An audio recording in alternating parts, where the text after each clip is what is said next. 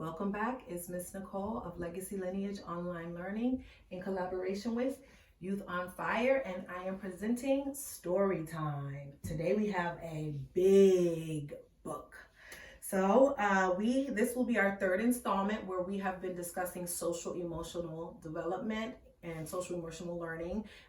In the beginning, I explained parents that this is just because this is a different time for children. They are receiving a lot of messages, and I want to just support you and encourage you in your efforts. And also in the stay home, stay safe phase, we also have to stay sane. And with children, we know there's anything from sibling rivalries going on right now, selfishness, pushing, but behavior is communication. And I strongly believe that parents are their child's first and most influential teachers, so that whatever we can do to support them, I think it will help us all to kind of stay sane.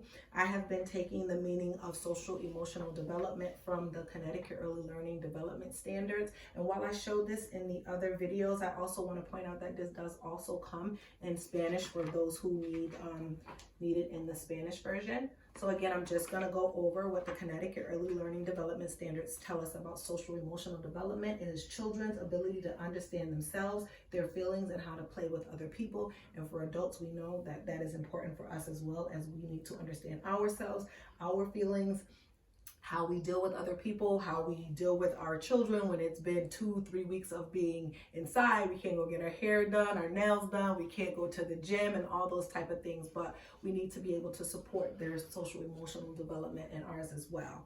So not to belabor the point, but have you seen my Thomas? I feel like I had him somewhere around here, but kids, I don't know. Has anybody seen my Thomas? And I also wanted to, I also wanted to review from our last story time. I asked the question, what is the author and what is the illustrator? And I wanted to give children a simple definition. And so an author, the author of the story, writes the words, and an illustrator draws the pictures. And a fun fact, sometimes the author and the illustrator are the same person. Case in point, the last book we read, There's an Alligator Under My Bed. You see the title is always big and it pops out to us, but there's only one name on this story. So I know that Mercer Mayer wrote the words and drew the pictures. He's the author and the illustrator. All right, we're gonna get started with our big book, Mean Soup. I am reading, look at me, time to put the toys away and listen to what I say. 1, 2, 3, eyes on me. All right, bear with me. And I'm gonna have some help from my assistant, Omari. Can you come on for me, Omari, as I endeavor to get this book to stand up? If it doesn't work this time, I'm just gonna hold it in my lap. All right, here we go.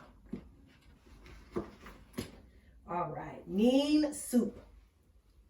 It had been a bad day for Omari.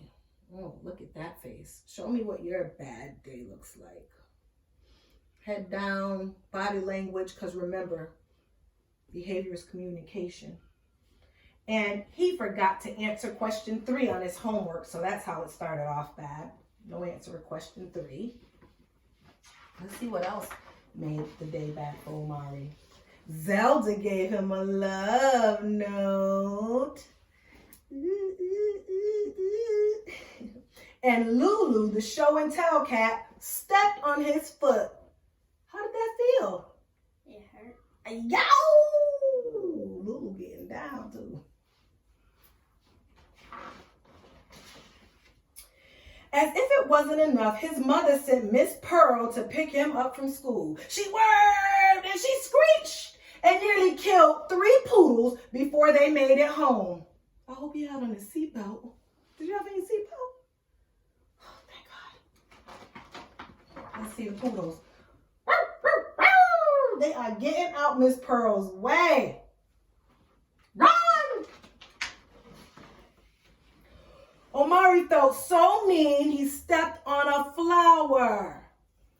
And sometimes when you feel mean, do you fold your arms? Let me see, can you fold your arms? How about furrow your brow which means to kind of look at me. Oh, that's a good one. I would know he's definitely upset. But look, Mom does too. She's at the door. She's like, oh, his body language is communicating something to me.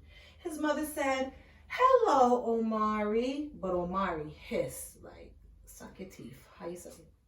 Let me hear it again. His mother said, how was your day, Omari? And Omari growled. Doesn't seem like he had a very good day. His mother said, did you thank Miss Pearl? And Omari fell on the floor. Miss Pearl's crazy. Fall on the floor for him. Show us how that says he is not having a good day. Let's see what his mother's going to do about that. Let's make soup, said his mother. Let's make soup. Oh, he's still on the floor because Omari still stayed on the floor. He felt mean and he wasn't going to make soup. Look at the mom. She's like, let's make some soup, man. Let's make some soup, man. Let's make some soup, man.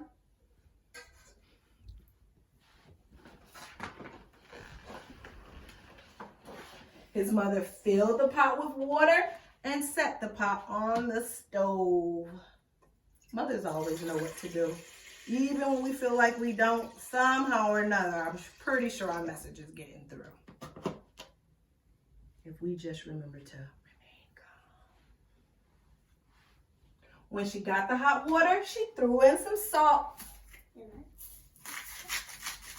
Go ahead, give it a little grind.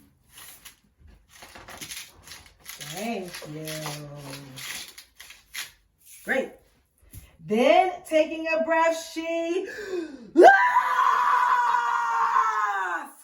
into the pot.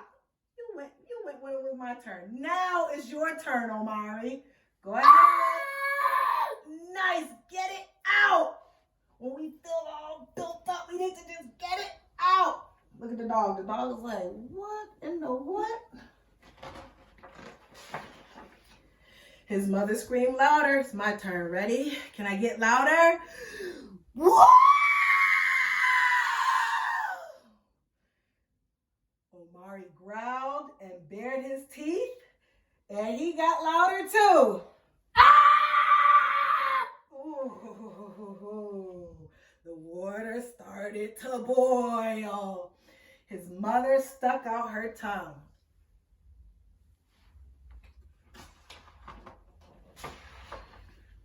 Omari stuck out his tongue 20 times.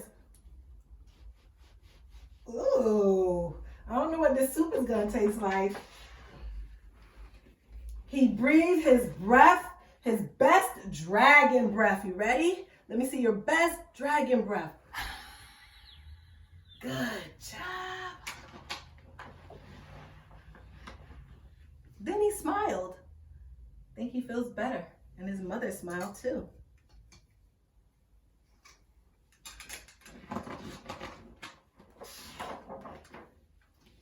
What's the name of this recipe? Asked Omari. What's the name of this recipe? Mean soup, his mother said. Mean soup.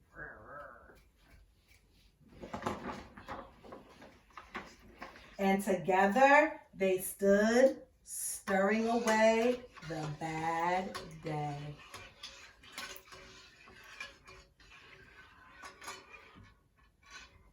The end. I wonder what this bad day tastes like. I wouldn't taste it. I don't